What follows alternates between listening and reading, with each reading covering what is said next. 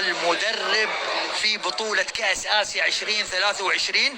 أنا ببدأ أول شيء بالمباركة من دولة الإمارات والوطن العربي كله يبارك لك على هذا الظهور وهذه الشخصية، ورفعت راس كل مدرب عربي في هذه البطولة. بسم الله الرحمن الرحيم. شكرا للجميع، شكرا لأسامة، شكرا لك، شكرا للجميع المساندين سواء في دولة الإمارات أو في الدول العربية. الحمد لله أنه اليوم يمكن قدمنا مباراة بطولية لا من ناحية يعني الحضور الذهني، يعني الانضباط التكتيكي، والحمد لله أنه كانت الفعالية خاصة يعني في الشوط الثاني يعني أكثر من ممتازة.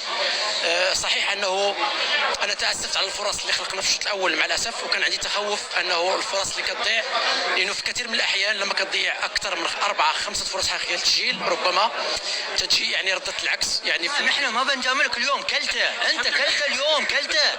فاجأت الجميع بالأداء الهجومي، فاجأت الجميع، ما تراجعت.